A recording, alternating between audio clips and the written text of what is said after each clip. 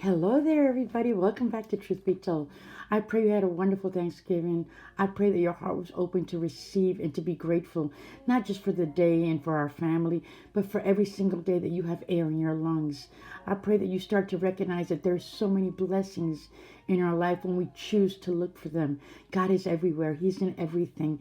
I pray that you see him in everything today. In the glorious name of Jesus, I pray. Amen. I got a really good message for y'all today. My heart is convicted about the flesh versus the spirit. You know, we all, every single one of us are broken. We all try to get this thing right. But I have some insight for you today that may change your life if you just listen and heed to the word of God. See, the problem that I believe we all have is submitting to what God says, following his instructions. I'm telling you that if we started to follow God's instructions, we would have what he says we can have. So in 1 Corinthians 9:27, it says, but I keep under my body and bring it into subjection. Listen to me, guys.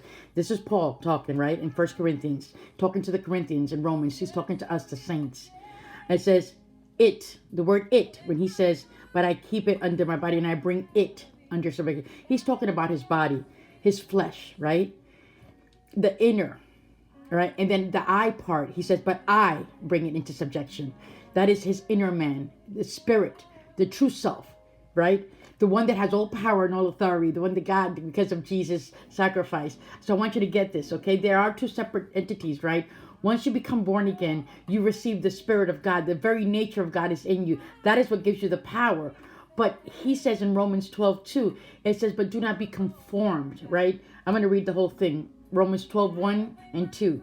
Present your bodies as a living sacrifice. There we go again. The body. You got to present it as a sacrifice, right? So that it can be holy and acceptable unto God. And do not be conformed to the patterns of this world, but be transformed by the renewing of your mind. Okay, so this is our part, guys. For the most of us, our bodies rule our life, and that's the truth. Our minds, our emotions, our circumstances, we respond on your emotions. That's your body. Those are your five senses, right? We are told that our inner man is to dominate our flesh.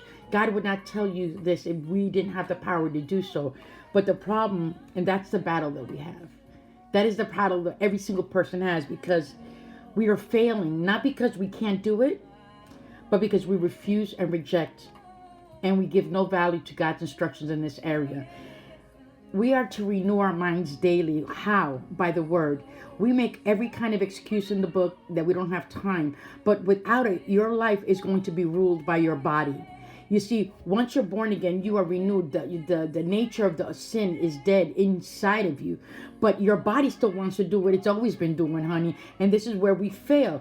You have to learn to put your body under subjection. Your body can't tell you what to do. It's your inner man, your faith, but it's a battle because you're like a baby. When you're born again, you're a child, and this is why you need to grow and you need to spend time in the Word, because the Word of God will renew your mind and you will take control of your body, honey. Your body's gonna have to be under subjection to your inner man, and that therein is the victory that God is talking about in your daily walk, where you're not allowing your feelings to tell you what to do, honey. You tell it to take a back seat, and you tell him that he has no authority in your life.